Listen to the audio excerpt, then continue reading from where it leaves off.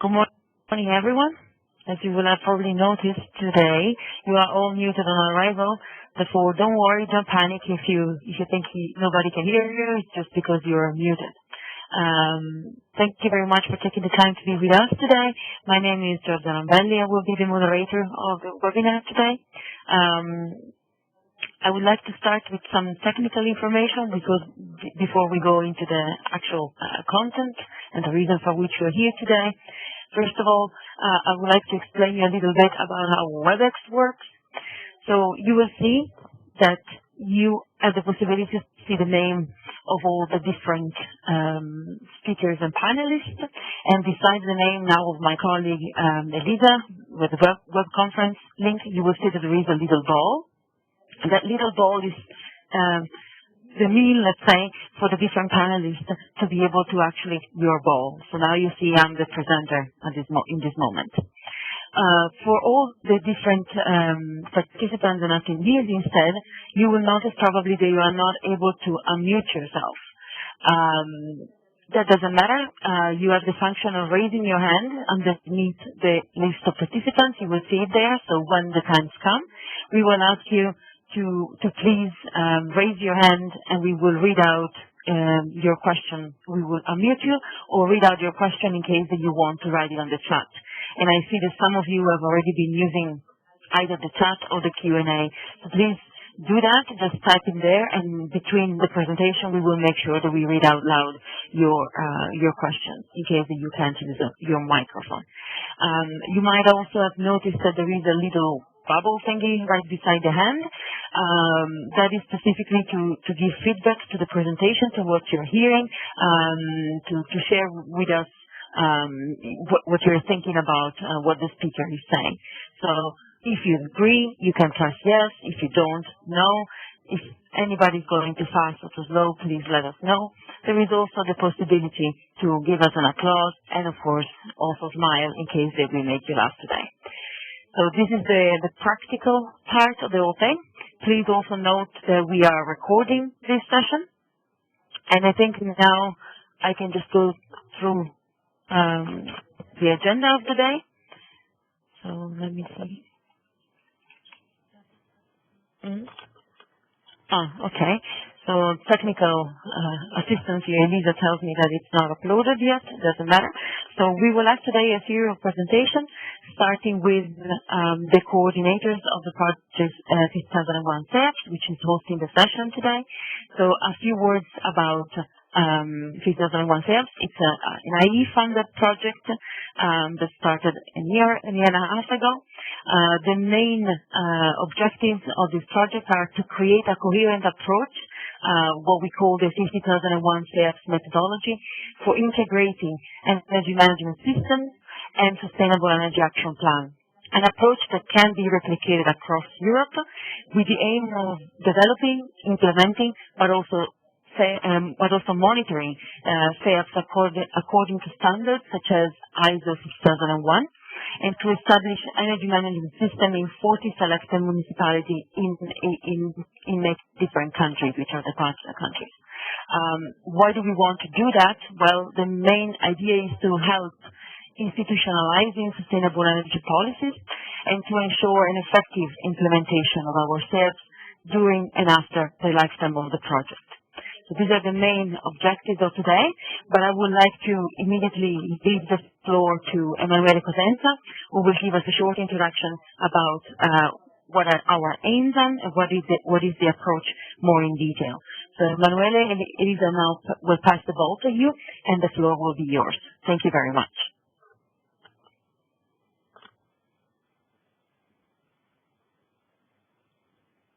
Morning, everybody. Can you hear me? Yes, we can. Okay, very good. Thank you, Giorgia. Thank you, Elisa, for the technical support. And welcome, everybody. Welcome to the participants. Welcome to the panelists, and welcome and thank you to the other keynote speakers, which will take part in this first webinar today.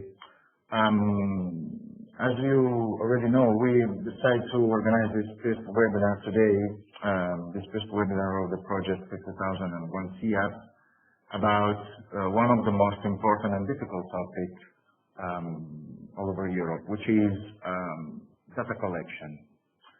But first of all, I would like to give you greetings from my boss, from my and our coordinator of the project, which is Marco De Vetta, which is the manager, one of the manager of Sogesca, which is a consultancy company here in Italy, and coordinator of the project 50,001 SEAP.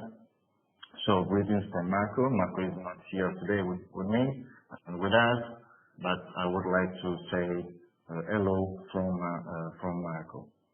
As you already know, energy efficiency policy is one of the most important and one of the most important topics at the moment in the European Union, but it's quite difficult to measure the level of the efficiency in that sense of quality data and energy performance.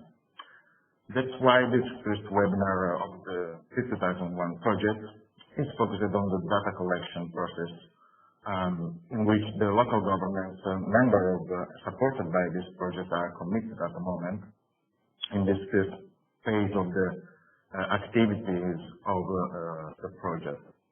The goal of the project, as George already said, is develop a very high quality SEAP according with the guidelines of SEAP development, but also we have to do a little bit step more, which is, it's not a little step, it's a very important and ambitious step, which means to integrate in the SEAP management, in the SEAP monitoring, in the SEAP implementation, the ISO standard, responding to the ISO 50,000 standard in this case. So we have to integrate an energy management system in the local governments which are involved and supported by the project. As you know, the availability of the information about energy consumption and energy performance in the territories of Europe is still one of the most complex challenges to overcome for local authorities at the moment. And the application of the project 50,001 SEAP and the integration in the SEAPs of the energy management system makes it even more important to this challenge, asking to the local authorities involved a very in-depth knowledge about their energy performance. So we are working very hard with the municipalities supported by the project to ensure that we will be able to manage the energy performance of the local authorities and the energy performance of the territory, which are managed by the local authorities, to be sure that the energy performance and the CO2 reduction will be done at the end, during and at the end of the project. Just to give you useful information and to explain you what are the framework activities of the project, we have 13 partners coming from all over Europe, from Poland, from Greece, from Germany, from Romania, from Spain, from France also, and from Latvia. And there are 8 European countries involved in the project and 40 municipalities supported by this project in developing SEAP plus energy management system. That's the Sogesca team working on the project activities. As you can see, the Sogesca team is led by Mr. Camillo Franco, which is the technical director of our company, and is also a member of the national accreditation body. So we have a very expert guide in our team, which is composed, of course, by Mr. Marco De Vesta, which is the project coordinator and one of the managers of Sogesca. And then we have the technical team composed by energy experts, which are certified by the national law in Italy, Alessandro Mazzari and Andrea Rodighero, very expert engineers. And then me, I am Emanuele Cosenza. I'm supporting the project activities in the management and in the activities concerning the support to the local government here in Italy. And just to give you some more information about the suggested activities, those are the municipalities involved in the project here in Italy. We have the municipalities of Pordenone, more than 50,000 inhabitants. Then we have the municipality of Montecchio Maggiore. And then we have the municipality of Marostica. And then at the end, last but not least, we have one of the most interesting cases in developing SEAP Plus energy management system, which is a federation of municipalities composed by 11 small municipalities here in the province of Padua, which is the Federazione of the municipalities of Campo San Pierese, with more than 90,000 inhabitants in the area. Those are the projects which had some synergies with the SEAP, with our project, with 5001 SEAP project. And I put this slide in this presentation because I think that it will introduce the topic of this webinar, which is data collection, data quality, most of all concerning the two most important projects in data collection and data quality, which are meshability, of course, and then we have Jorge Garcia Gomez, which is the coordinator which was the coordinator of the meshability project, talking about good practice on data sharing, and the project which was the most important project in developing the SEAP Plus energy management system approach, which is Energy for Mayors, which supported, for example, in Italy, municipalities as Maranello, as Moneglia, in developing the SEAP Plus energy management system for the first time in Europe. This is the scheme of the project activities. As you can see, the project 50,001 SEAP has been organized like the model cycle of the ISO 50001, which is this picture in the center of the slide. So we have in the WUPI1 the management of the project. The WUPI2 is the core of the project with training and planning activities. WUPI3 and WUPI4 are focused on the development of the SEAP and ISO 50001 integration in the SEAP and implementation of the SEAP and the 50001. Then we have the check phase with the WUPI5, which is related to the monitoring phase. And then we have the phase dedicated to the HACT, further implementation of SEAP energy management system, and WUPI6, which is communication activities. As today, we are spending 2 hours of our communication activities doing this important webinar about data collection and data quality. Those are the activities in particular for the WUPI2. So we have so many local trainings all over Europe, led by our partners, and we are training the municipalities involved, explaining how to develop a very high quality SEAP and how to integrate an ISO 50001 standard system in the SEAP. Also explaining what means to introduce an ISO 50001 energy management system in the SEAP. Then we have 2 centralized sections and 2 open channel sections. One of them done in Brussels some months ago. Then we have monitoring peer-to-peer support between expert and not so expert partner member of this project. And then we have data collection tool for SEAP and energy management system development in the WUPI2. Those are the activities of the WUPI3, which concern in the developing of the SEAP Plus energy management system activities, with the adaptation of the internal structure of the local government, of course, the institutionalization of the SEAP Plus energy management system approach, the data collection according to the ISO and European Energy Award standard, because we leave the partner and the municipality free to choose what kind of approach to use. In the one hand, we have the ISO. We are applying the ISO here in Italy, and in the other hand, we have the European Energy Award, following a bottom-up approach in data collection. The definition of the energy performance indicator, which is one of the most important requirements of the ISO standard, and of course the approval of the SEAP by the City Council. In the book report, the book report is dedicated to the implementation of the SEAP Plus ISO 50001 approach.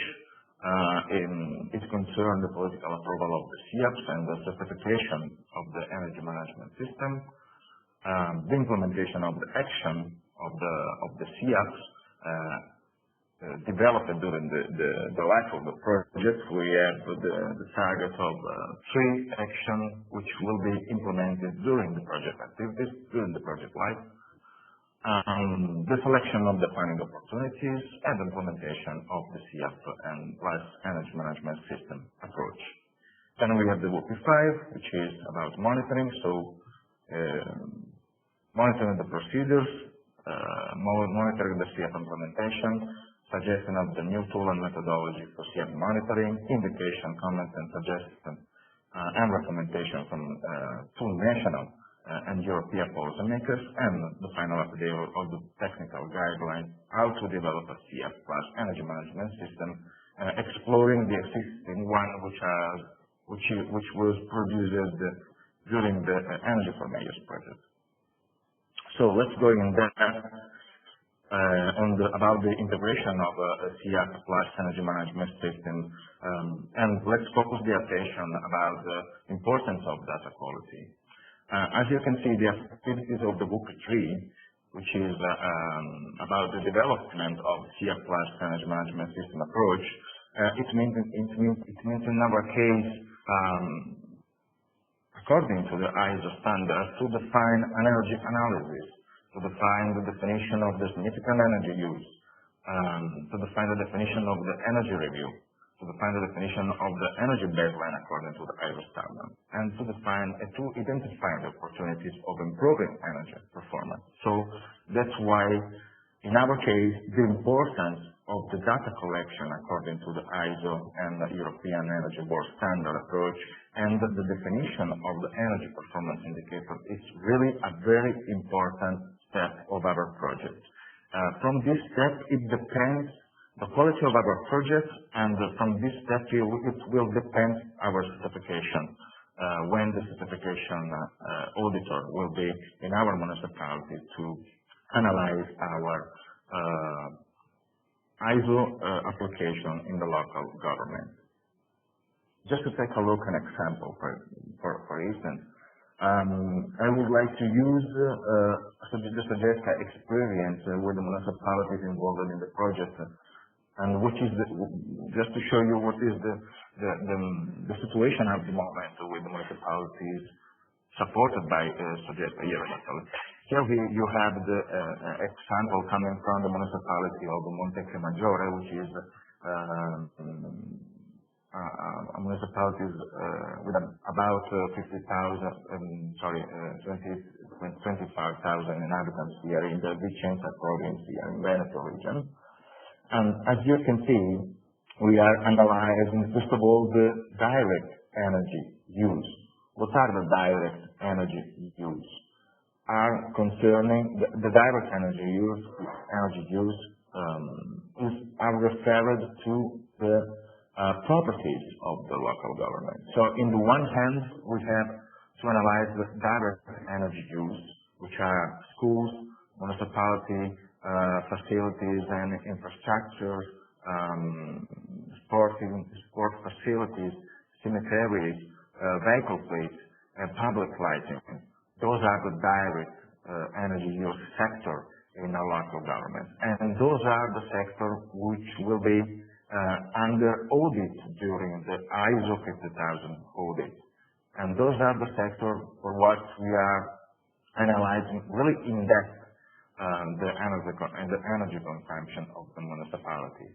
As you can see, we are defining the significant energy use. How to define the significant energy use? For the ISO requirements, you have to establish a criteria to establish what are the significant energy use.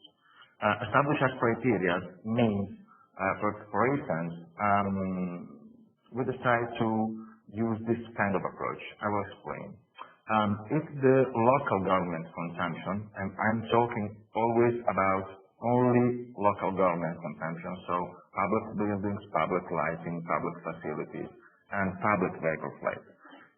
If the consumption per sector in these local governments are more than the 5%,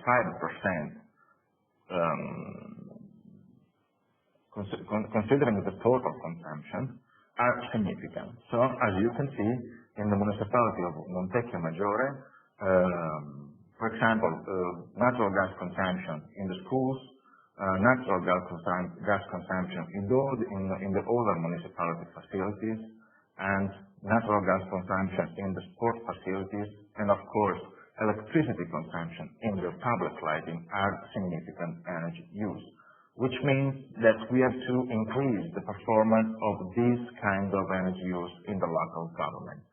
That is a picture very, very important to clarify where we have to increase the performance on this specific situation, on this specific local government. The importance of the data. First question of the previous slide.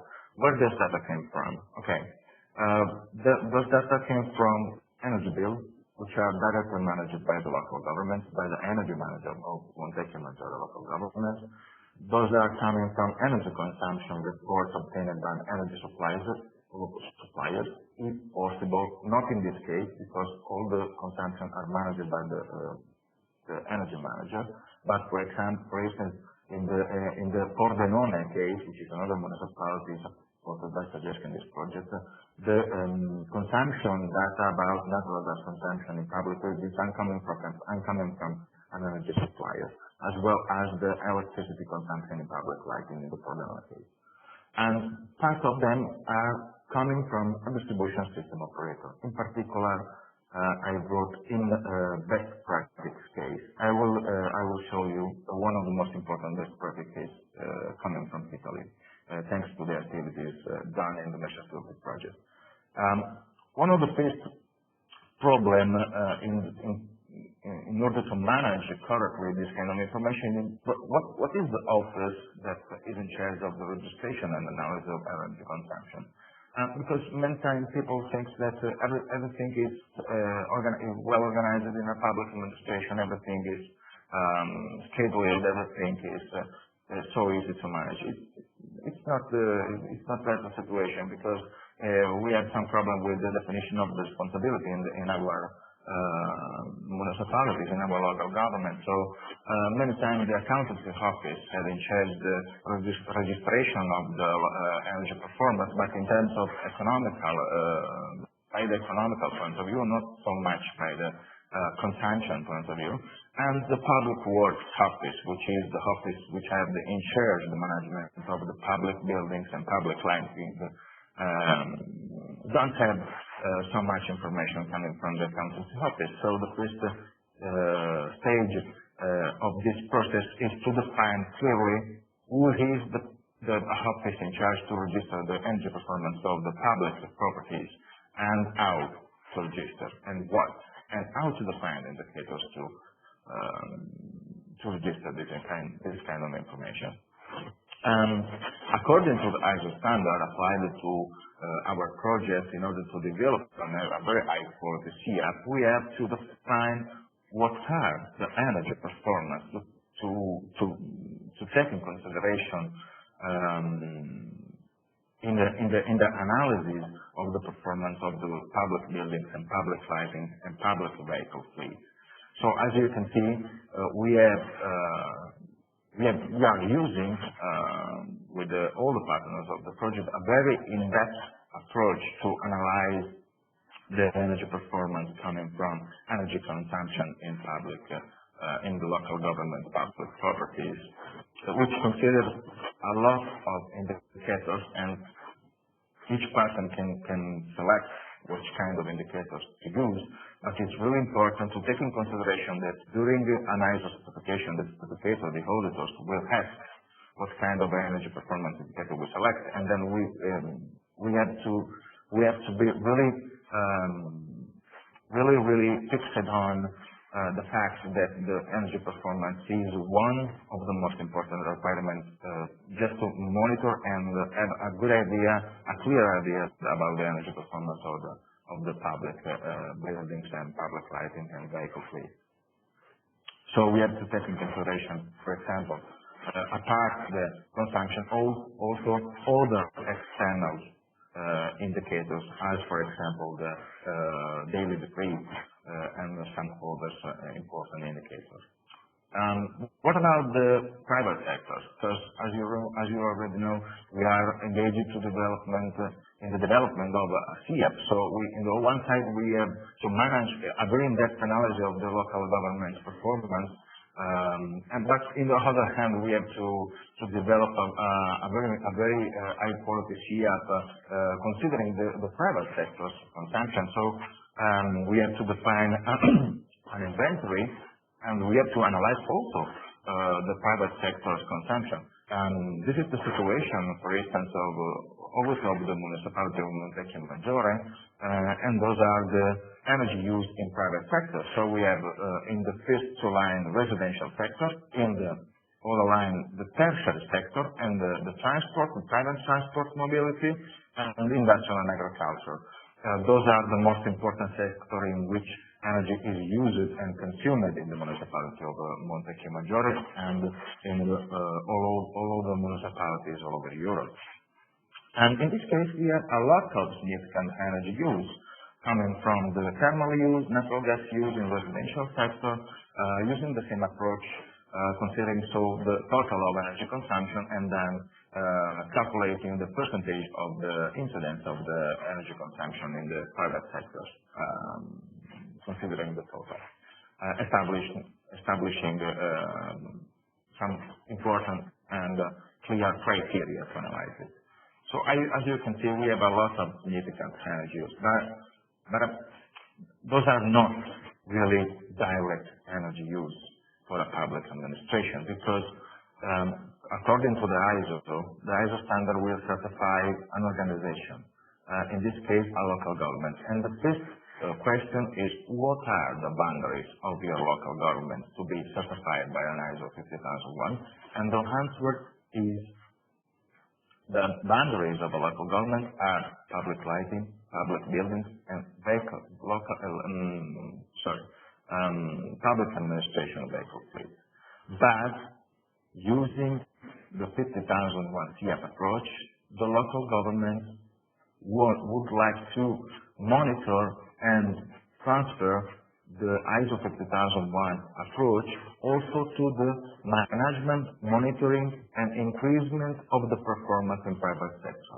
Does not mean that the ISO will certify all the territory of Montecchio Maggiore.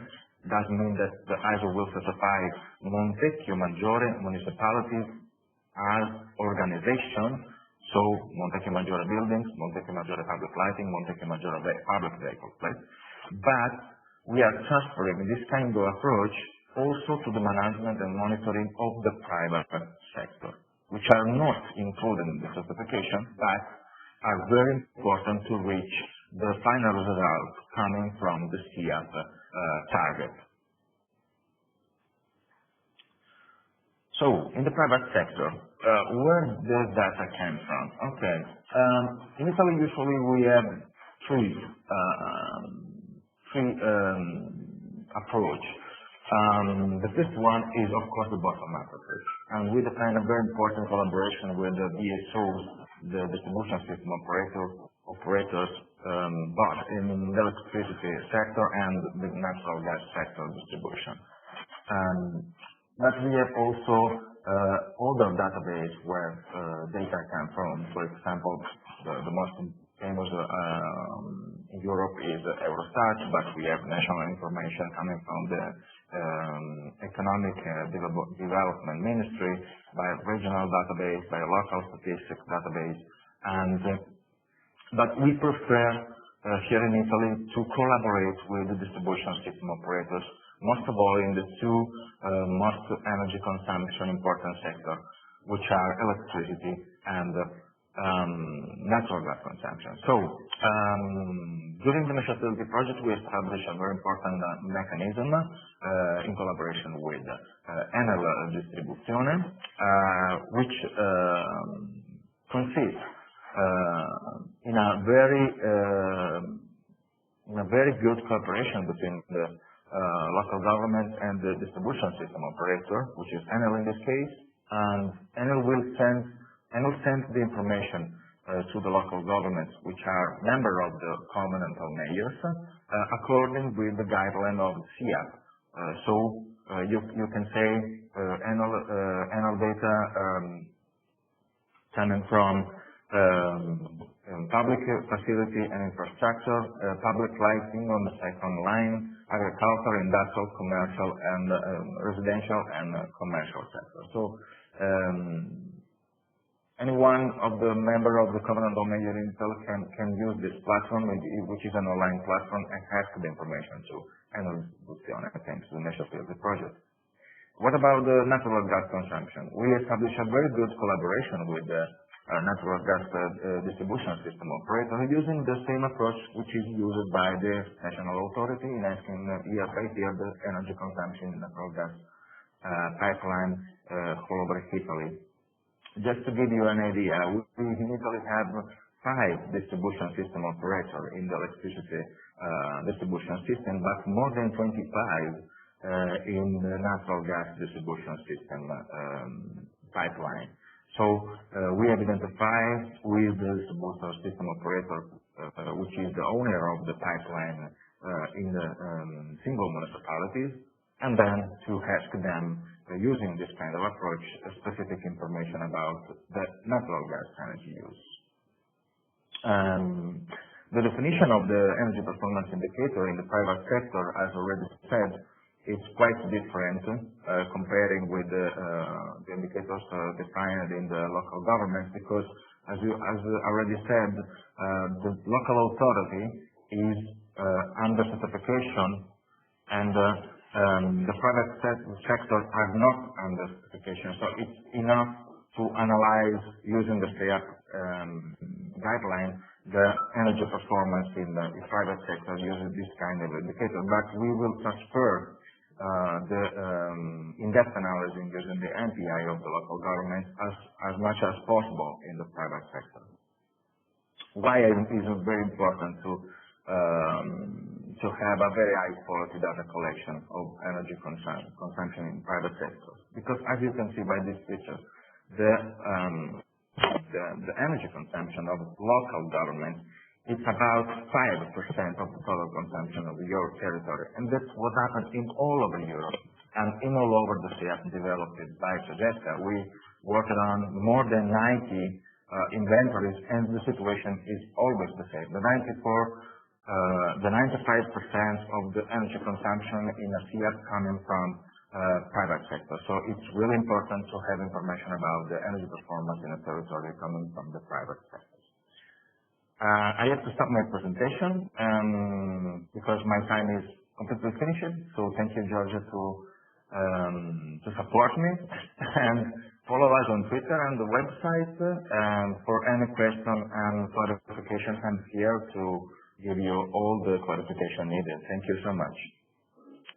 Thank you very much, Emanuele. I'm sorry for interrupting you, but I wanted to leave some time for people to ask their questions. So I would like to open the floor before passing on to the next one.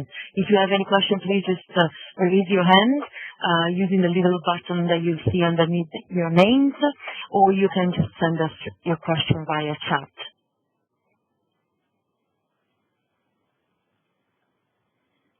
Elisa, can you see any questions? Maybe they are coming to you. Not yet. Okay, then. Okay, Georgia, as already discussed with Elisa, just in case we can collect all the questions coming during the presentation and then send an email with all the answers. Yeah. And then I'd like you to, maybe we can take 1 minute before leaving the floor to Tiago to invite the people that are participating to this webinar to join our coaching scheme. I'll say a few words about it. The 50,001 SEAPs project is launching a coaching scheme for different local authorities, covenant of mayor signatories, supporters, or coordinators that are willing to test and try to implement our approach. This coaching scheme will take the form of a series of exchanges and of information.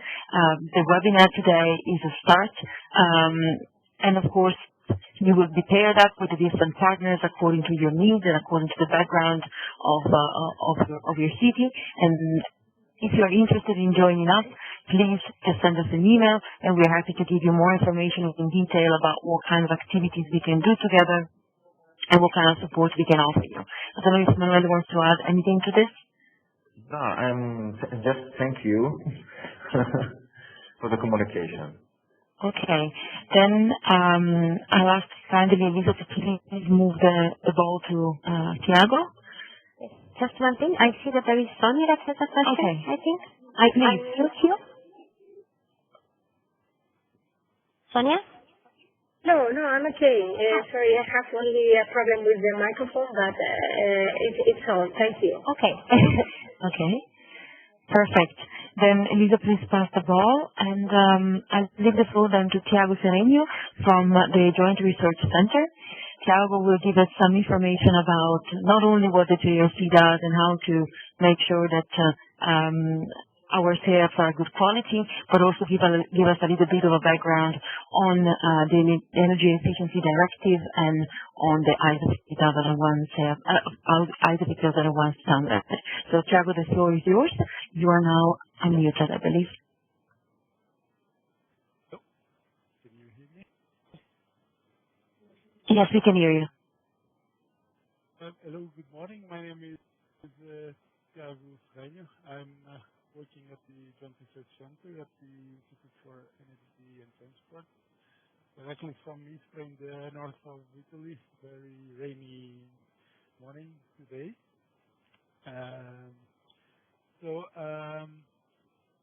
I would just like, first of all, to explain what is the Joint Research Center and its role in the Government of Mayors. So the Joint Research Center is Directorate General of the European Commission, and basically we are the in-house science body of the Commission, and provide scientific and technical support to policy making to the other DGs in the European Commission. Our team here in the JRC, taking care of the Covenant of Mayors, is composed by elements of institutes, which is the Organised and Transport, and the Institute for Environment and Sustainability. As I said, we are located here in Ispra. What we do, we give our scientific and technical support to the development and implementation of the Covenant of Mayors. We have developed the guidebook, that probably you all know, the guidebook on how to develop a SEAP. We monitor the Covenant of Mayors implementation, including the development of templates and specific instructions for signatories, and we evaluate the thousands of SEAPs that signatories send to the Covenant of Mayors.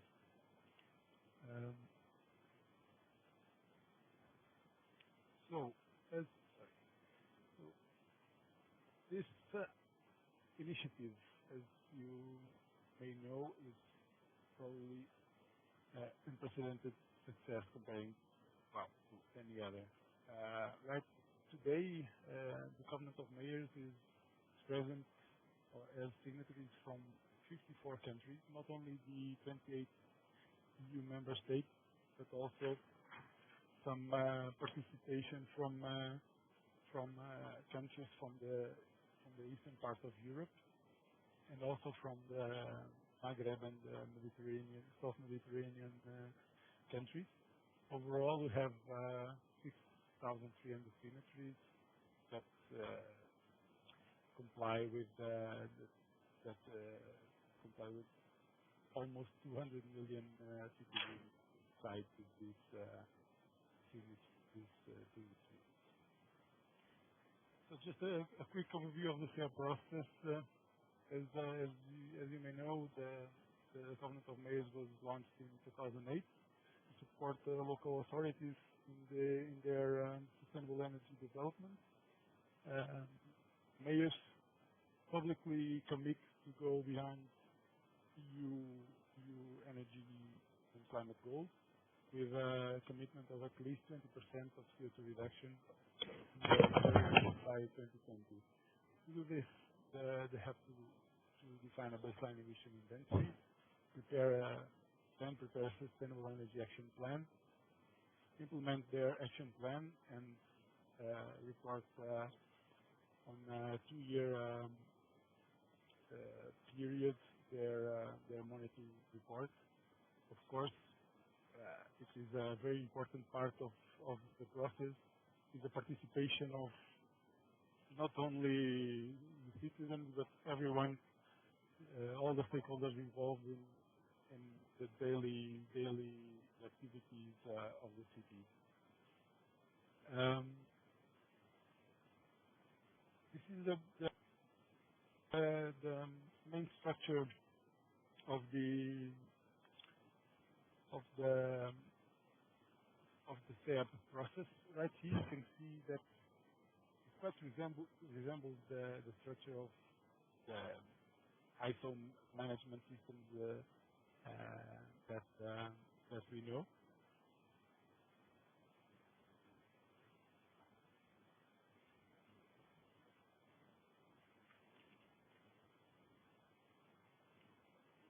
So the Covenant of Mayors aims to have scientific soundness with the definition of the baseline emission inventory. Usually, the first obstacle of municipalities is right here in the beginning. Before coming to work at the JRC, I also have prepared a municipality submission into the Covenant of Mayors, so I can get the perspective from both sides. And the first obstacle that I found was that the municipalities did not know how much they were spending in energy or where they were spending, in which buildings, in which of their facilities. So with a focus on final energy consumption, the Government of Mayors obliges municipalities to change their process and to get their hands on into energy issues. In the end, actually, not only reducing their environmental impact, also reducing their energy bill. As we will see later, buildings present themselves as the main energy consumption sector.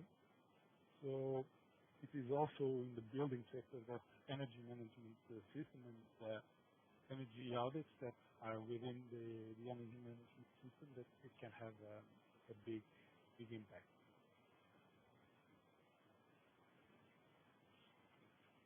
So regarding the Energy Efficiency Directive and the ISO 50001, there is a policy background for this subject in the Energy Efficiency Directive.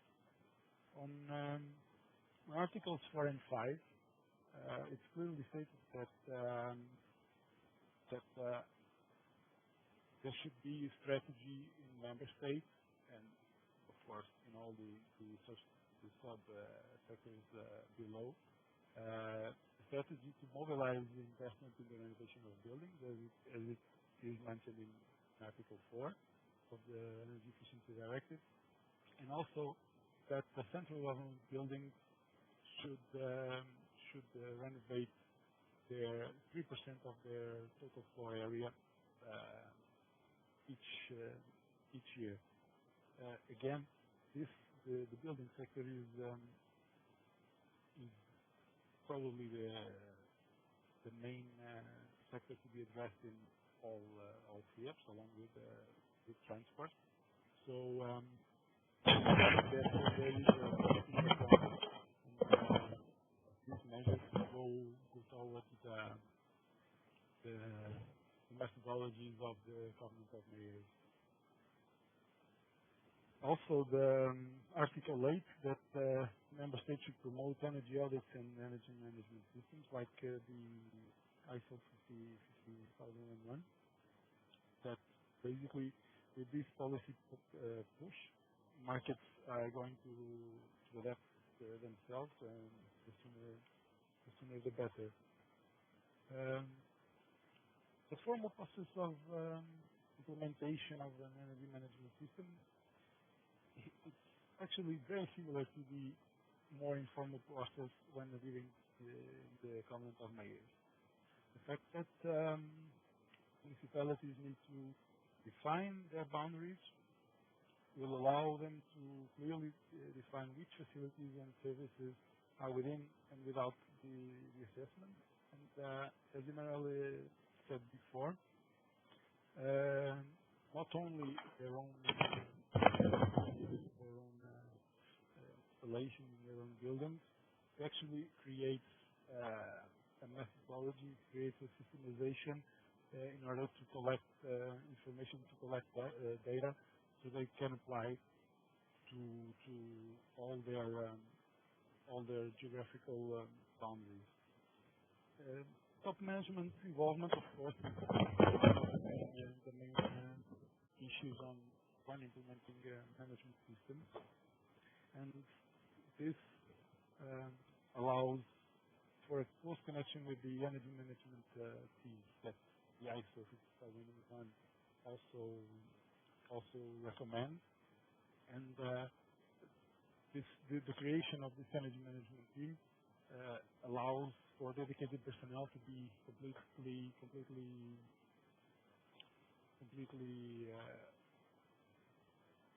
with the objective for energy issues, which is actually going to make the process much more smoother than usually is.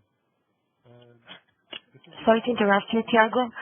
Can you please either make the volume a little bit louder or speak a little bit louder, because I think that some of the participants are having issues in hearing you. Okay. I will speak louder then. Thank you. I don't know if I can. Thank you.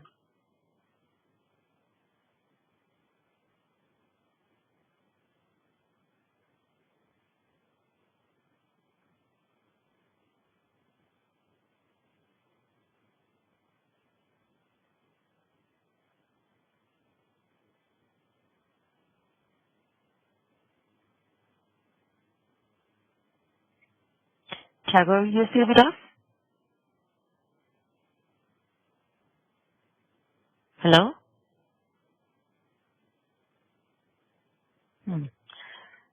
Hello, Tiago? Okay. Now I can hear you again. Okay. So, as I was saying, the communication strategy, again, from the ISO 50001 as a common ground with the Covenant of Mayors. That is also very important, for the systemization of an energy management system, which allows for the people involved in the daily activities of the city, not only in the municipality structure, but also citizens, to get to know what's going on and how can they participate and how can they improve their energy performance.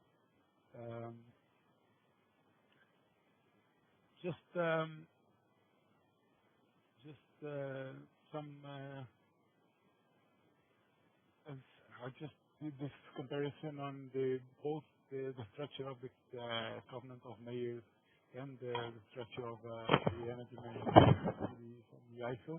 So a company or a municipality, when implementing the energy policy, actually what is doing is defining their long-term future as it is in the Covenant of Mayors.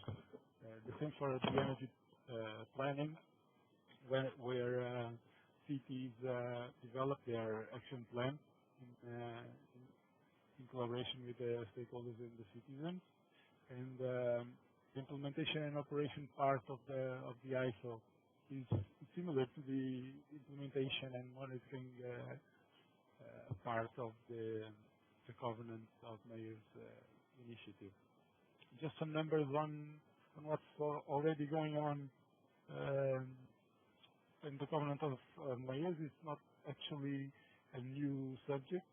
So we have from the SEAPs presented, we have 545 tabs that contain at least one measure on energy audit, with an expected annual savings of 1,014 gigawatt hours per year, which is quite significant. And also 127 SEAPs contain at least one measure on energy management systems with the expected impact of over 300, well, around 340 gigawatt hour per year of savings, annual savings. Most of them, of course, are relating to municipal buildings, but we have also cases for other sectors. On data collection and data quality, that's what has brought us here today. The majority of energy consumption databases, as Emanuele was saying, is from a top-down approach, and the only way that the monitoring emission inventory can be accurate is if the municipality has a structured and consistent way of collecting data. So these two can be achieved by the implementation of an energy management system. The great value of the Covenant of Mayors is that as comparing to other initiatives, is how close it is to the final energy consumption. It's not it's right next to you. You get the energy bills. You can see the meters right in front of you. So while still a great part of the data reported in the baseline emission inventory is from national or regional averages, for the monitoring report, this data needs to be even more accurate and consistent in order to municipalities evaluate thoroughly the impact of their proposed measures. Just a quick overlook on these databases, on the common databases. Typically, these have a top-down approach with a national geographical distribution, like the IEA database or the Eurostat database, as long as the Covenant of Mayors database allows for a bottom-up approach due to, like I said, due to being very close to the final energy consumption in consumers. While the other databases have worldwide coverage or national coverage, the Covenant of Mayors, their geographical distribution are the administrative boundaries of the cities. Also, regarding emission factors, it is possible for many municipalities to use local factors,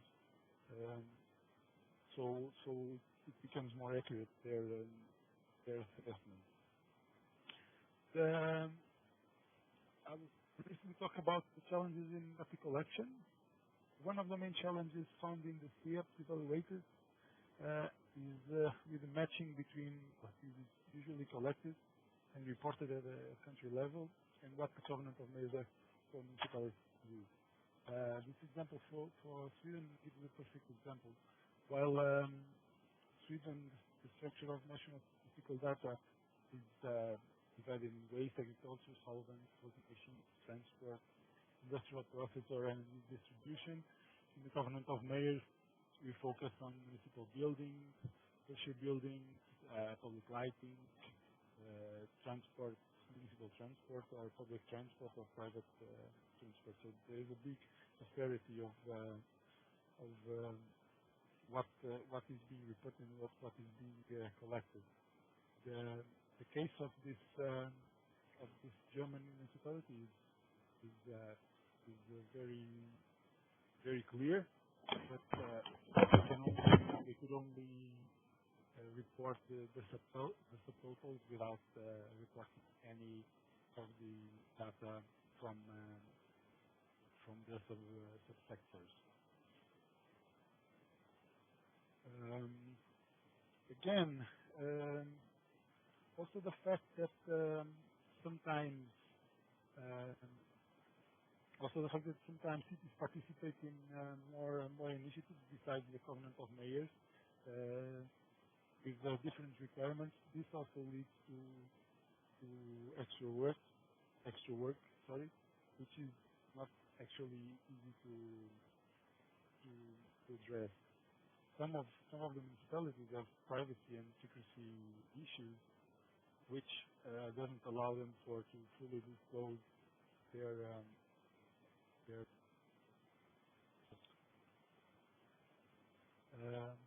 so it is very important for when performing the baseline emission inventory to quantify clearly the sectors of the covenant. So right from the start, municipalities should acknowledge the need to monitor and aggregate into the COM sector. The baseline emission inventory gives the first picture, and the monitoring emission inventory should be addressed and should follow the same time. Only if municipalities can collect data from the three main sectors, building and their subsectors, ideally, it will provide as a main. It will be a very good added value in the future for them. So while the first monitoring report only obliges for signatories to report qualitative data, only after 4 years presenting the baseline emission inventory and the SEAP, that's when signatories report on their quantitative evolution, which of course feeds from the baseline emission inventory. So if data is wrong from the start, it originates an hassle that can be avoided by a systematic approach on the collection of data that can be achieved with the implementation of energy management systems. I just give a quick overlook on the online web tool for signatories to put their monitoring emission inventories. Three important things to be noted. First of all signatories should at least indicate a minimum of 3 benchmarks of excellence to be submitted at the monitoring stage. This is crucial because with this benchmark of excellence, not only obliges the municipality to think thoroughly their measures, their impact, their financial information, but also gives a great background for other municipalities in order when they're implementing their strategy. The other one is, of course, the status of implementation. completely completed or ongoing or not even started, and the expected impact of the actions implemented so far. So this is where it is crucial, the, the accuracy of the data, because in the end, this is where we will evaluate if you are going in the right direction of your strategy or not. So the focus should be, it's very, very simple and very important. Focus should be on final energy consumption, especially on energy consumption in buildings, equipment and facilities and industries, and transport. This is the focus of the covenant, and this is where municipalities should start and should focus. Other emission sources, okay, can be also relevant, but they're not mandatory. And local energy, local electricity generation, if it is included in the strategy. The GRC has produced just recently a report, an in-depth analysis report that is to be published in a short period of time. So we evaluated 25 selected SEAPs with a sample covering the full spectrum of the initiative. So small and big cities, southern and north cities. So it could be a relevant sample. We wanted to do this to understand which were the main strengths and weaknesses of the SEAPs, and what is the interaction between other related initiatives, and of course extract best practices that can be helpful for municipalities that are still developing the strategies. So data inconsistency, of course, was identified as a main weakness. Also, cities with already energy or climate plan before entering the Covenant of Mayors are a case of where data is not properly reported and properly evaluated as it should be under the Covenant of Mayors. I give you the example of Amsterdam. Amsterdam has one of the best known climate strategies, but because of their plan just does not meet the government data report requirement. So it is they already have the plan, so they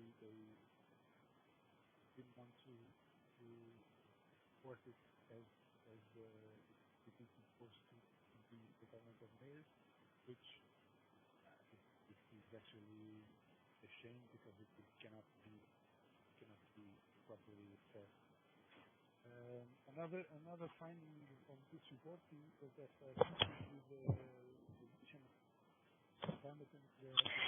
Sorry, Tiago, can you speak louder again? We are kind of losing you. Sorry, I didn't have a good breakfast, I guess. Don't worry. Cities with tradition on climate and energy subjects were the only ones to be able to report 1990 as a reference year, as proposed by the methodology. Only 4 out of the 25 municipalities analyzed. There was a big recurrency of cases of non-detailed data for all sectors. So basically, or the sectors were not in, or even the subsectors were not reported. So which makes it very hard to evaluate the overall impact and kind of leaves the work half done. The same with mandatory and optional fields of the data filling in the template. It in the end downgrades the quality of data because, okay, we have only a few mandatory fields, but if uh, if uh, s- uh, if signatories could actually make this little effort of trying to fill in all the optional fields with the subsectors, and with that, we believe that energy management systems can give a big help, would actually improve the overall result of the initiative, and sorry, and make it even more relevant than already is. The use of national statistics, as I said before, prevents the signatories to provide a complete and coherent baseline emission inventory. It is what it is. Again, with the energy management system, with a systematic approach on the collection of data, this can also be bypassed. And the implementation and monitoring phases are not very well documented. This was a common issue on most of the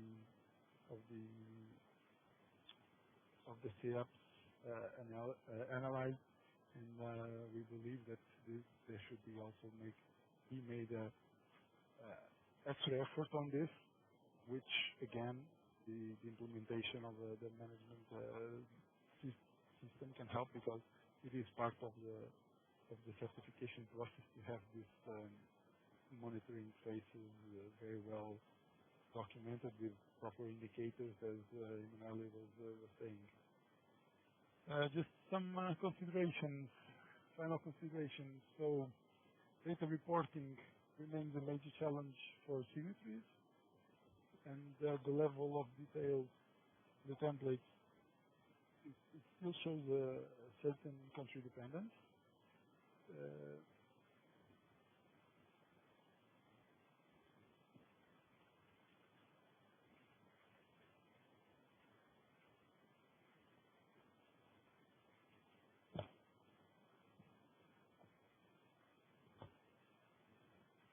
Tiago, we can't hear you anymore.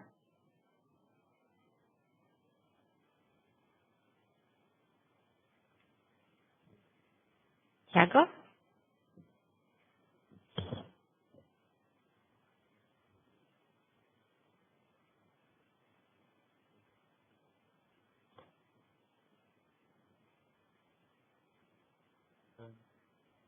Needed changes in the buildings, and provides with a good level of accuracy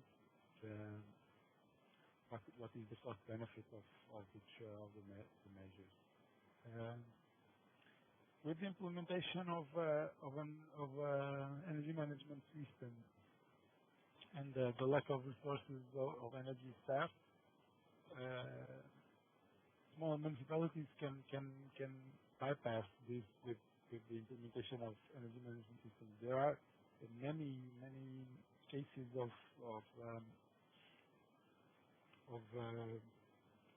programs now with the transposition of the Energy Efficiency Directive that promote the implementation of audit and energy management systems. So this can be a way for small municipalities and not only, also small companies, SMEs more specifically, that can make use of this very important tool and help them achieve their objectives of reaching their target of 2020. That's it.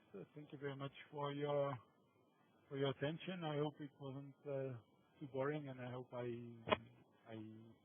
like some things. I'm completely available. My email is in the slide, so you can contact me or any of the Government of Mayors team here for any any issues you might have on this or other subject. So Thank you. very much. Thank you very much, Tiago. Because we are running a little bit behind, I would suggest that we move on immediately to our next speaker and we leave some time for questions at the end of the session. Please note that this is being recorded and all the presentations will be made available after the session. In addition, if you have any urgent questions, please feel free just to chat to me and send the questions indicating which speakers you want them to be addressed by, and I will collect them. We will read them at the end of the session. So with no further hesitation, I'd like to leave the floor to Jorge, who actually just joined us. He is the coordinator of the project Mission Utility, and he will tell you more about the work that he has been doing concerning data.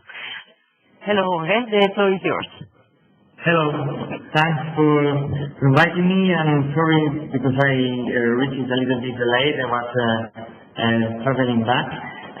So I don't know. Are you putting the presentation?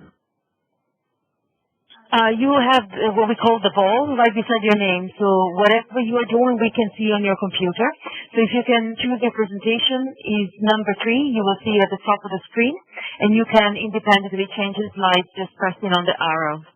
Okay, let me see if I can get to it.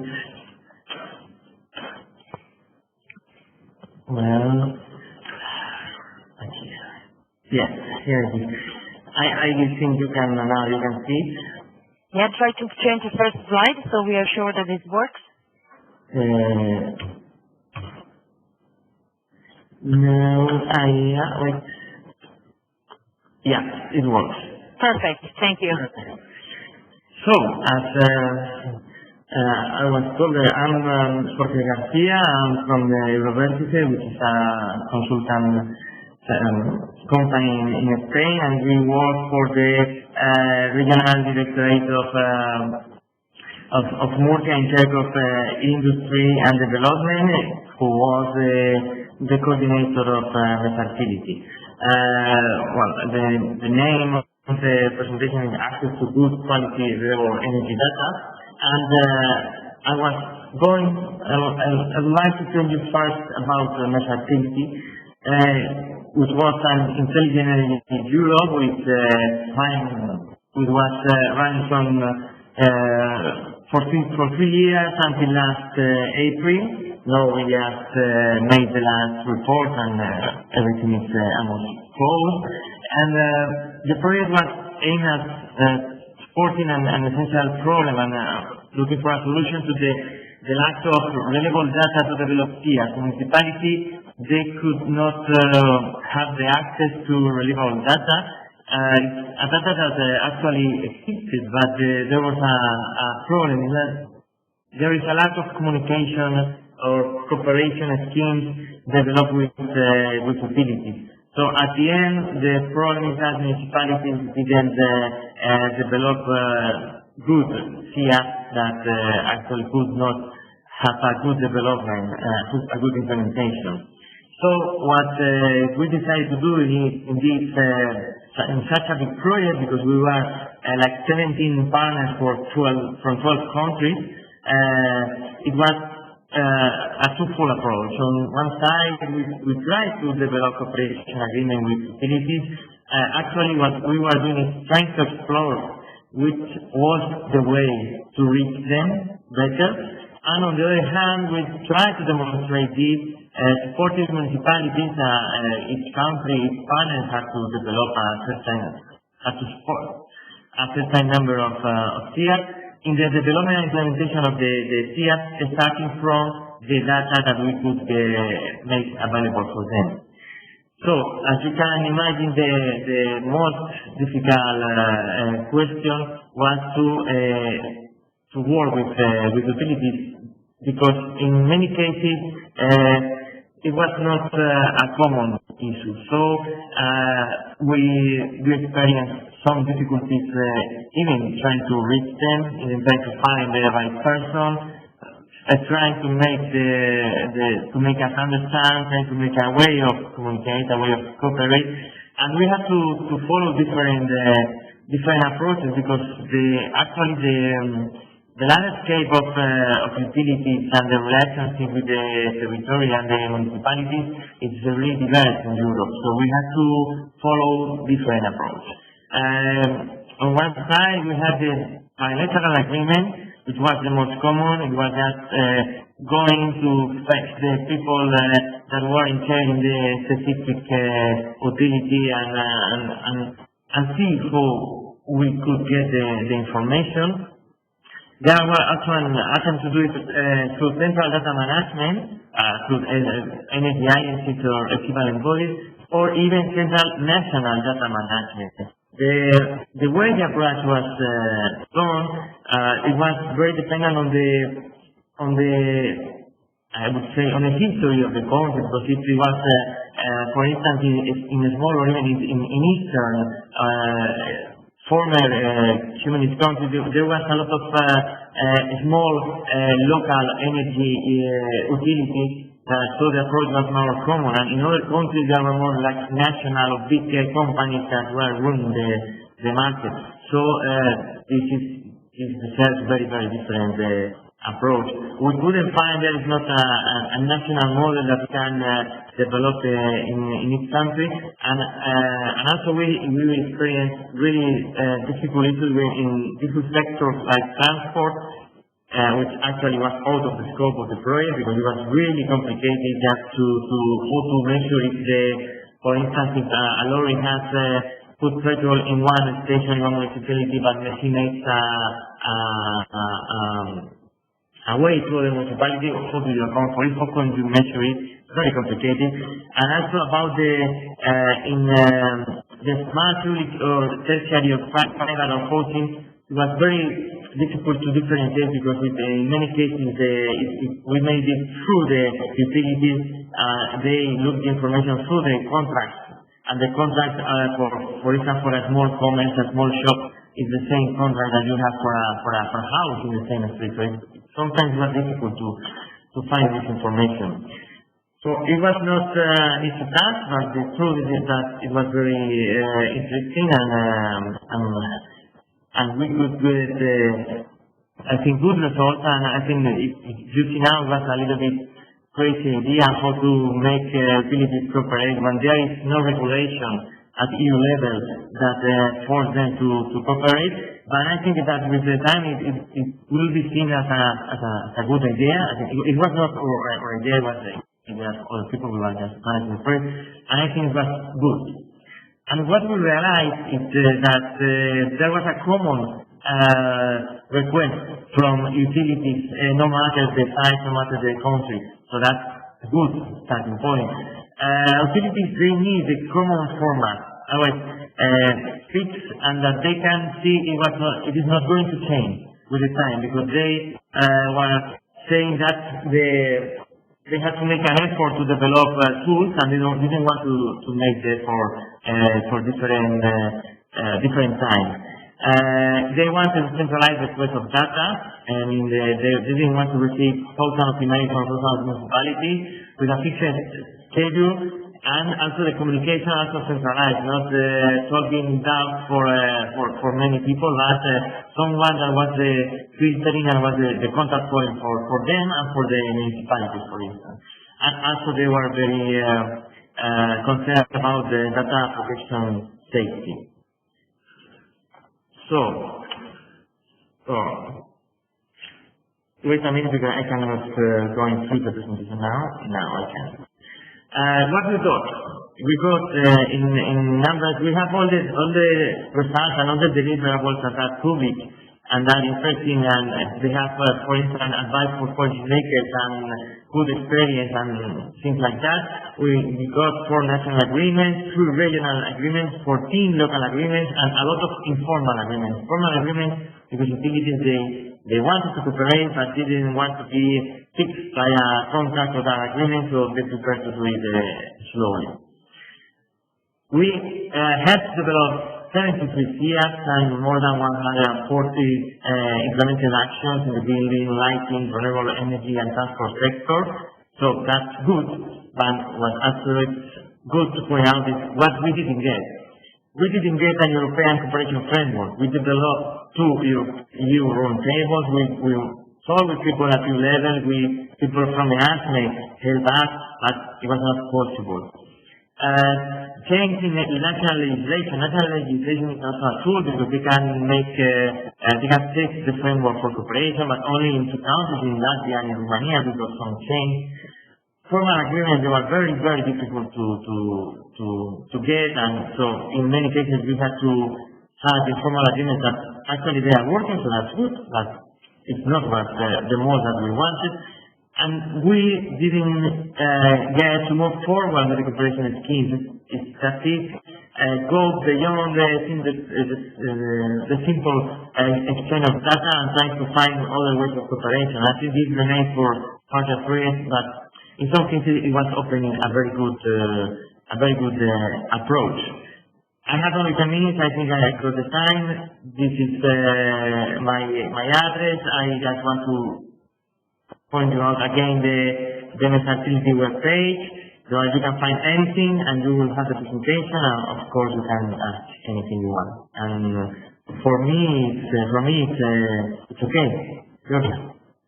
Thank you very much. Again, we will have a little bit of time at the end of this session to ask your questions, so please note them down. This experience is very interesting, and I'm sure that you can find some good tips also for your own country directly. So without any further hesitation, I would like to leave the floor to the final speaker of today, Etienne Vienneau. He's working in the project Data for Action. He will tell us a little bit about it, of course, but the main objective of this project was to try to find models and exchange models in sustainable energy action planning through cooperation between public and authorities and energy data providers. So he will tell us a little bit about what sort of experience this project and what kind of guidelines has developed for us. Etienne, can you access your presentation? Okay. Hello, everybody. So my name is Etienne Vienneau. I work in Rhône-Alpes Energy Environment, which is the regional energy agency of the Rhône-Alpes region in France. And I'm going to present you some action that we are leading in the Data for Action project and what we do at a regional level.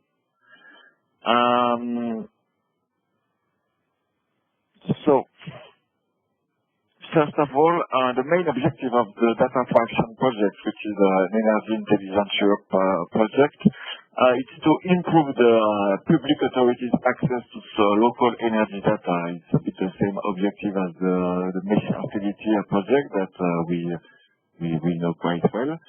And it's to the main goal is to foster the collaboration model between public authorities and energy data providers, different kind of energy data providers.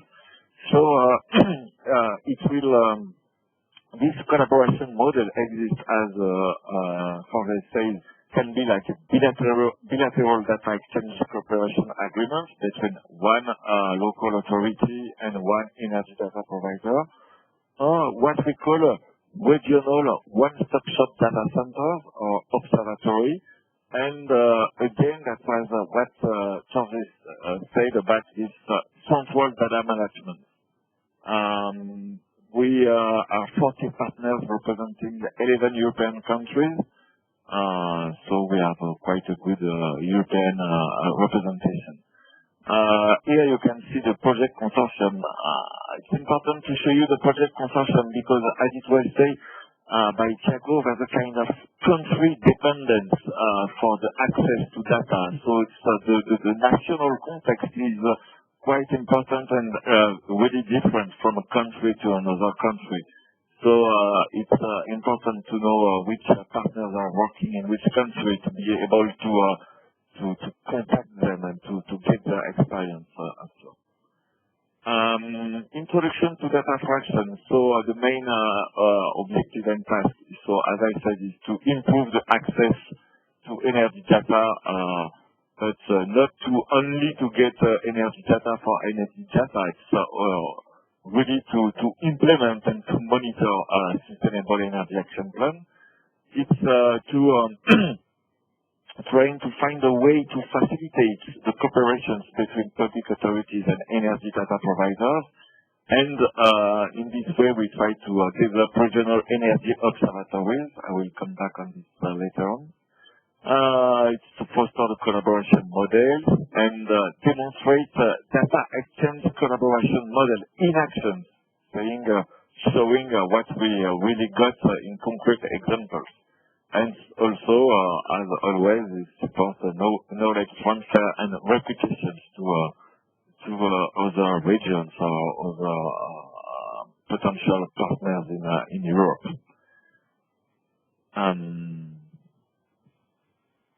So the technical subject we address in this specifically in this project. So about the creation of regional observatories, we have three main areas where we want to improve our capacities. It's about the partnership management. This means how you deal with when you have to deal with different energy data providers. How do you deal with these different energy data providers in terms of format, in terms of memorandum of understanding, etc. The second technical is the data management, because when you have a regional observatory, it means that you're going to obtain data from many different sources. So you have it's a big deal it's a big issue to manage all this data. And the third point is how you're going to use and disseminate this data to local authorities, regional authorities, or anyone who need it in your territory. What we also want to increase our capacities, it's on specific topics like energy transport, as it was said by George or Thiago, I don't remember. It can be quite difficult to have some good data about transport, and or at least to at the beginning to make the limit of what is the transport of the perimeter of the transport on your territory, and for baseline and monitoring emission inventories. What are the progress-based indicators for the SEAP monitoring, and really to have an analysis of the data quality and how to communicate them. So, what are the drivers for advanced collaboration models? I think everybody shared this position from the beginning of this webinar, but many public authorities and many, let's say, medium-sized or small-sized public authorities face really difficulties in accessing local and accurate energy data for their SEAPs. It's to elaborate the baseline emission inventory, but also to elaborate planning, to monitor the effect of their policies, etc. Because they need to interface with multiple data providers. Some other barriers is that there are some big problems of data ownership, commercial sensitivity, privacy, data accuracy, data access, data management, etc. And the point is that it's quite difficult in some local authorities to find the right skills of the people working in it, because they have some lack of energy data management. Usually, in many local authorities, the role of the staff is to pay the bill and not always to monitor the consumption and to find to decide of the actions. There is also a new paradigm for the energy companies like TSOs, so distributors and transporters of energy, because of the market liberalization. They want, they need in their, they really need to develop this strong commercial relationship with local authorities. So they want to be closer to a public authority.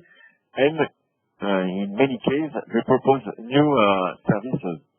It's also for them a way to to have a better picture of what will be what could be the consumption of energy in the next years to plan their investment for infrastructure. And as usually some very big investments, they really need forecast data. And it's also for them a way to comply with regulatory framework for data. So it's with the INSPIRE directive at the European level. But also we have, as it was said also before, the link with the national legislation is quite important. And we know that in France, there was a new, very important law that was voted this summer about energy transition. And we made this lobbying activity during the preparation of this law to have an article about the access of data for local authorities and the obligation for distributors or transporters to disseminate this data, or at least to create this relationship with the local authorities. So what we want to really promote in this project is win-win collaboration model. As it was said before, usually you have a link and bilateral agreements between a data provider and between a municipality. It means that a municipality needs to have many bilateral agreements with many data providers, and data provider needs to have many bilateral agreements with many municipalities. So it can take a lot of time for the data provider to extract this data, and also for the municipality, as it was said before, they don't have really the good skills to manage all this data. So what we promote is the more multilateral agreements, and to establish a third-party, as we call observatory or regional data center. It means that this one-stop shop data center, we call them sometimes observatory, has multilateral agreements with many data providers, and it can provide this data to all the public authorities on its territory. So you have one central body who makes the agreements with the data provider and who disseminates the data. So you have one voice, let's say, or only one contact for the data provider and for the municipality. So it helps to save time, either for the local authorities, public authority, and for the distributor or, let's say, data provider, because there are many kinds. What services do we offer in our observatory? So we can provide energy and GHG emission data to public authorities for many different use, for planning, implementation, monitoring, SEAPs, etc. So we give this baseline emission inventory in terms of production of renewable energy or classical energy, final energy consumption by sector, by energy products, and by kind of use, and also the GHG emission linked to this final energy consumption. We also try to establish progress-based indicators, and also try to give some other view of what is the final energy consumption. And for example, we worked on the flow diagrams, let's say some diagrams, to show where it comes from and how it is used, the energy on a territory. So this kind of flow are more useful at regional level than at local level, but it's quite a very can I say, gives a good visibility of how the energy is used at territorial level. This observatory helps to set up partnership with these multiple energy data providers at regional level, at local level, but also at national level. and it coordinates the consortium and manage the legal aspect. And managing the legal aspect can be really quite heavy and difficult task. So it's we think sometimes it can be better if it's only one central body who makes this.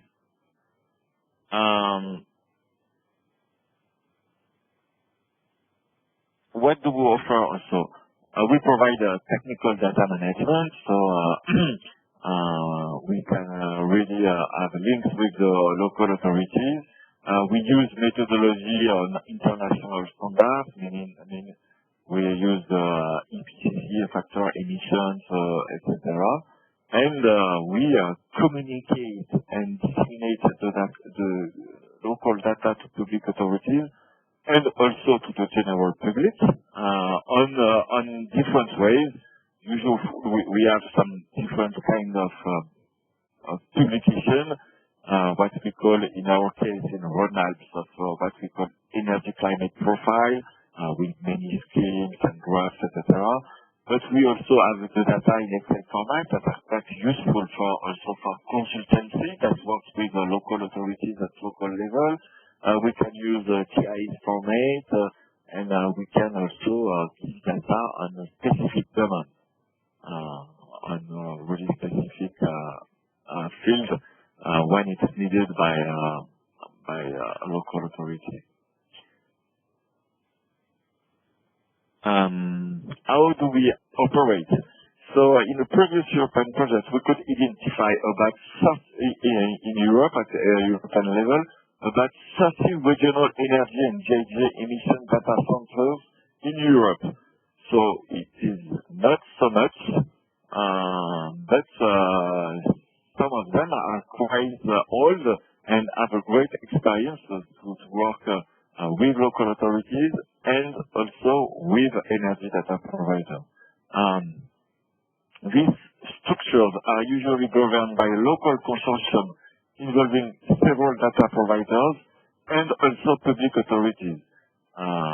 It's important to really to have these two different organizations because it's a place where they can meet and speak about their needs and their obligations. So it's really important to have this kind of consortium and in terms of governance. Usually these regional observatories are supported by regional public authorities. So it can be, and sometimes also they are covenant of mayor territorial coordinators. This observatory are usually integrated within another existing regional organization. So it's mainly a regional energy agency, but it can be sometimes inside the public authority, or it is also quite often that this observatory are well connected with local or regional air quality association that are in charge of monitoring the air quality, and helps to work together.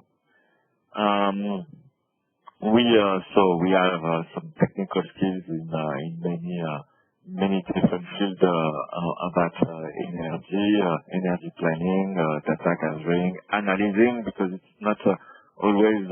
It's good to have data, but it's also important to that the data it means something, and to what we can say to make speak the data.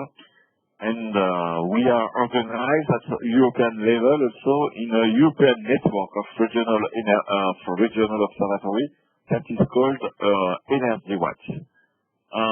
So the benefits we can see from this regional data center observatory. So it's that you have only one contact point for public authorities to get the data for energy consumption, GHG emission, and energy production at a local level.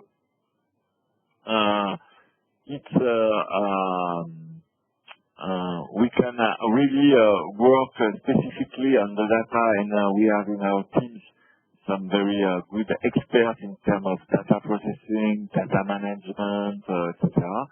Because it can be quite a complex system.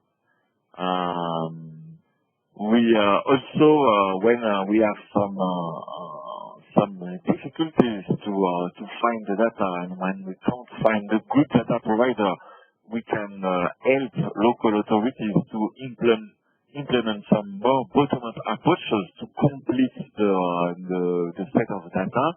It can be by survey, but also, as it was said before, with energy management system. It's also a way to mobilize key regional stakeholders and local stakeholders in a joint initiative. So it's local authorities, regional authorities, energy authorities, companies, energy sellers, etc. So it's quite important to have all this consortium.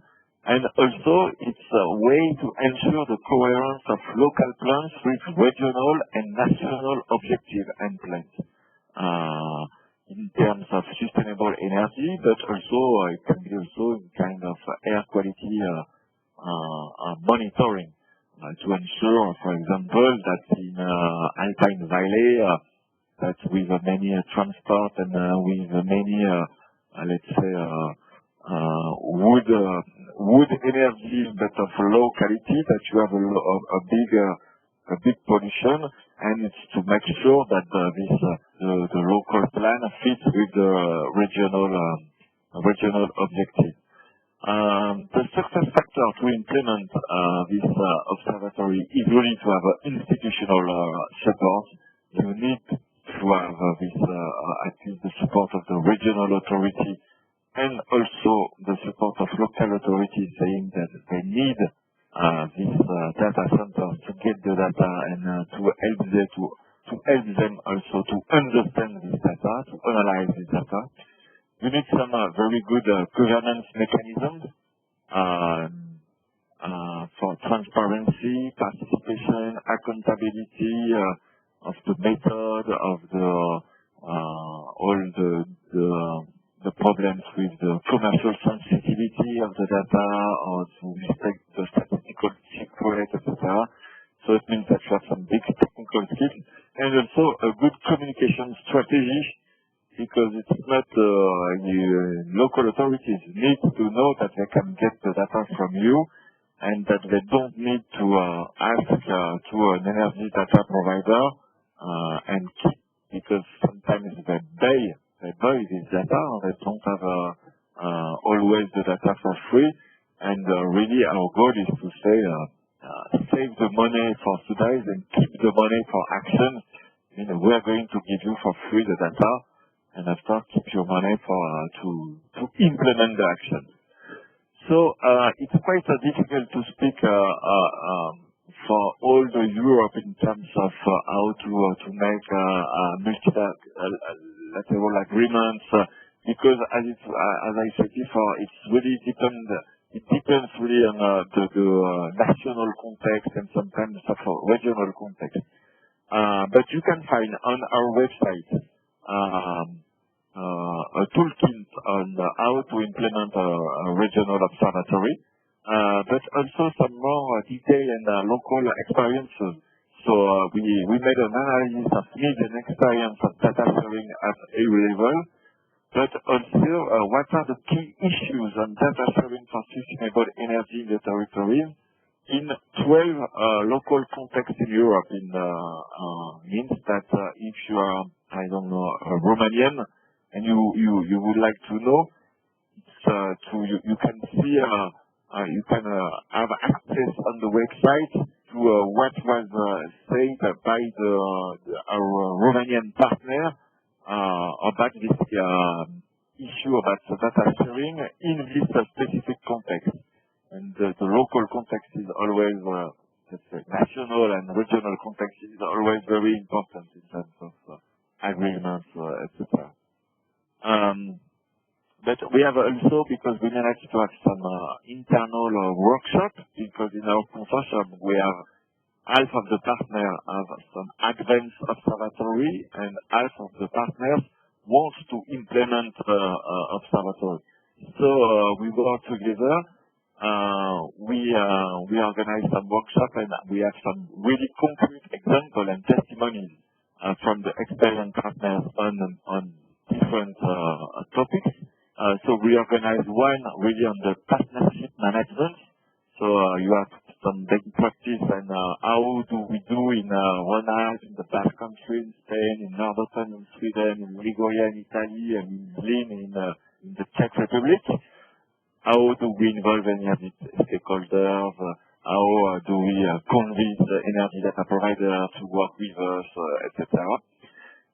We also have some concrete example and testimonies about data management. Okay, now you have the data.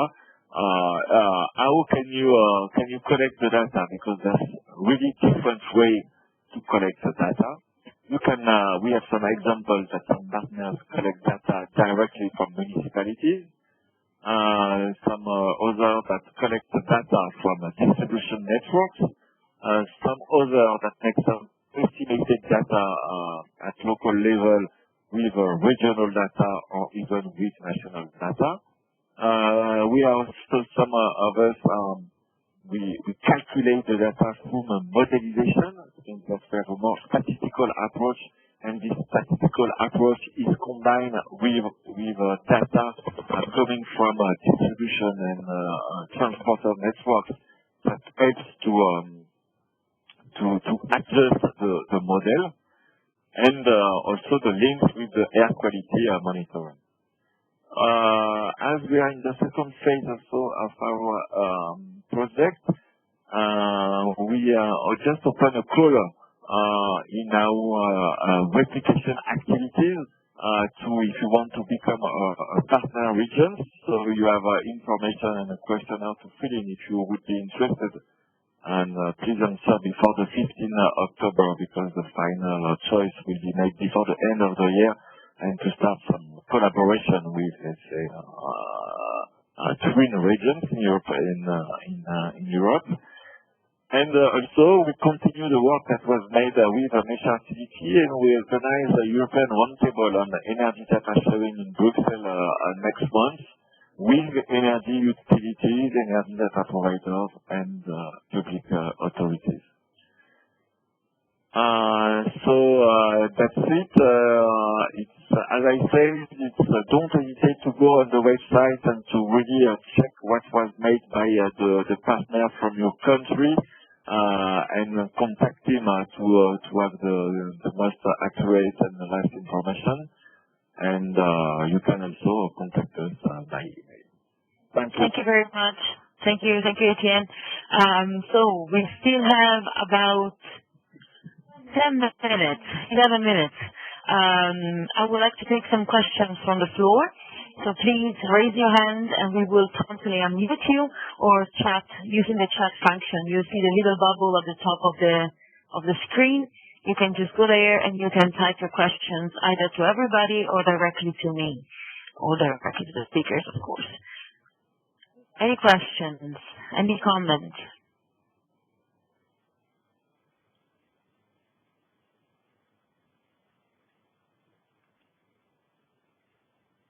Oh, I see Manuel has his hand raised. Please, Elisa, unmute him.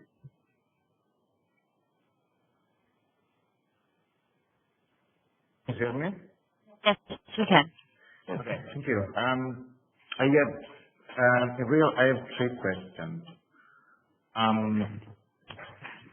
Let's start with the first one, which is to Tiago. Tiago, can you hear me? Yeah, perfectly. Okay. Hope you can hear me. Yeah, not so good, but I can. Okay. The first question is concerning the data collection for the inventories. We talked about top-down approach and bottom-up approach. In many cases, in our case, for example, we usually use a bottom-up approach in data collection, and so our approach in the inventory vacuum is based on local energy data consumption. But In the other hand, the JRC approach in evaluation the inventories of the SEAPs developed and put it on the government layer platform is to consider the average of national consumption for each sector, considering Eurostat data, for example, or national data. How do you manage these discrepancies between local information about data consumption and national average? Because in many cases there are some differences between the two numbers considering each sector. Most of all, considering the natural gas consumption. Thank you. Yeah, that's a very good question. As you may realize, it would be extremely complicated, if not impossible, to gather information. At least at this point in time, it's very much complicated to gather information on local or even regional energy data consumption value. So what we do, we get the most reliable data that member states have to report, and then these discrepancies that you talk about, they exist almost in every SEAP analyzed. They come highlighted by our evaluation. However, that does not mean that that the SEAP or that the value is wrong. We just highlight that it differs a lot or a little from the national average for that specific energy carrier, but it does not mean that the SEAP is not refused or whatever, because actually there are very much differences between cities and specificities of cities, size-wise or location-wise. So it's not possible for us to say that your data is wrong. We just highlight it and say if you think it's okay, fine. If you double check it and it's not, please amend it. But that's it. Okay, thank you very much. Maybe, Emanuele, you want to go ahead with your second question then? Okay, I'm ready for the second one, and it's to Tiago another time. It's about the reporting phase of the SEAP implementation. I'm talking about how to monitor the energy performance of the territory. Because, as you already know, Tiago, municipalities involved in the SEAP development have two steps. The first one, after 2 years, to update the information about the reporting phase of the status of the implementation of the action. And the second one is after 4 years, which concern the reduction of the draft of a new inventory. And the question is, when municipalities which are involved in the monitoring phase after 4 years, and they are preparing the new inventory, and they are calculating the new impact of the energy consumption in its territories, how they can report in a correct way the discrepancies coming from the two inventories, the first one which was drafted during the SEAP development and the second one which was drafted during the reporting phase, and how to report correctly the effectiveness of the action implemented during this period, from the first to the second inventory.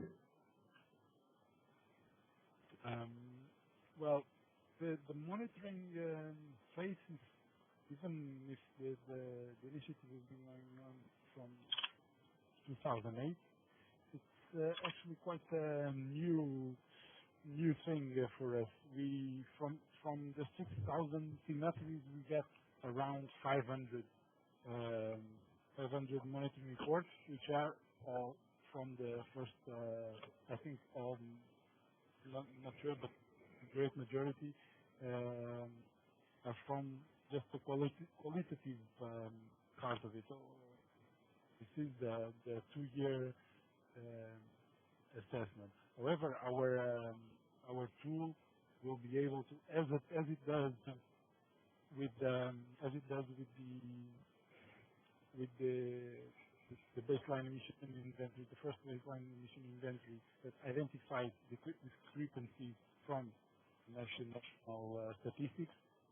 Now it will identify also the creation from the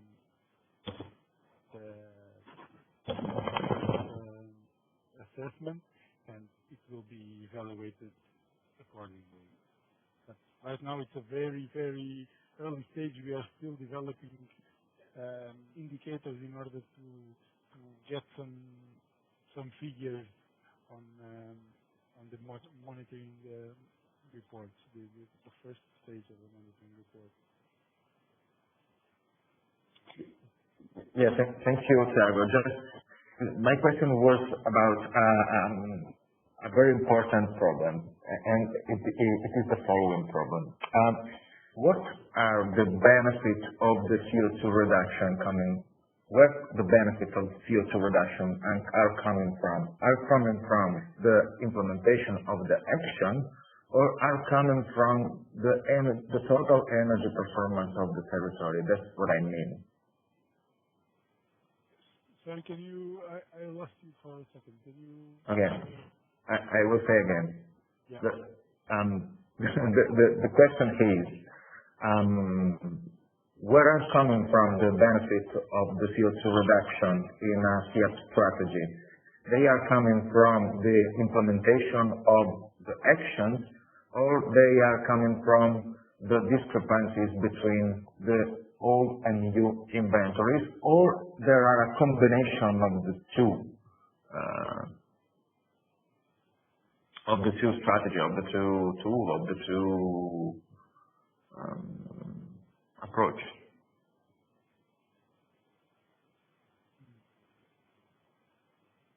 I would say that they would come from the implementation of the measures.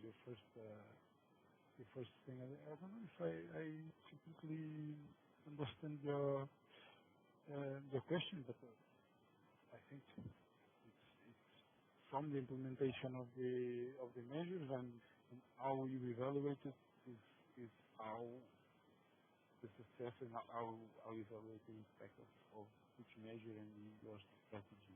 Okay. Okay, thank you very much. It's almost 12, so I'd like to close this webinar now. Again, if you have any questions, please feel free to send it to us, and we will send them to the speakers.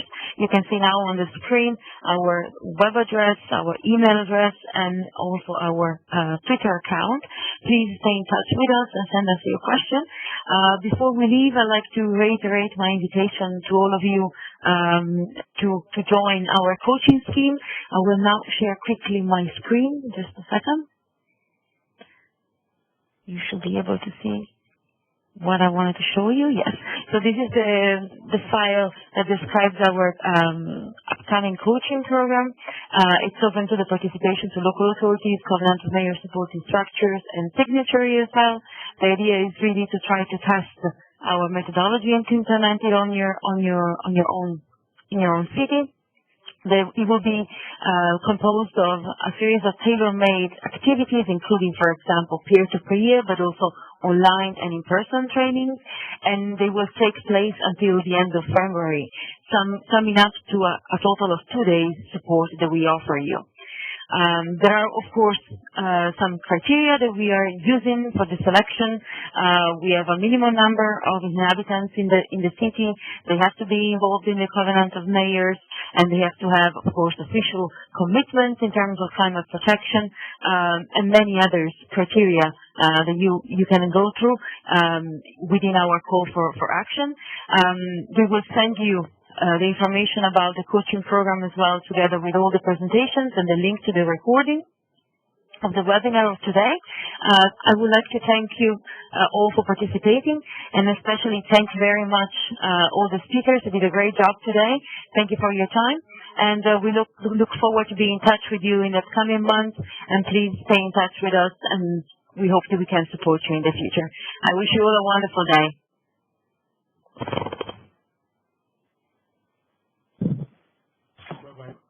Bye-bye. Bye. Bye.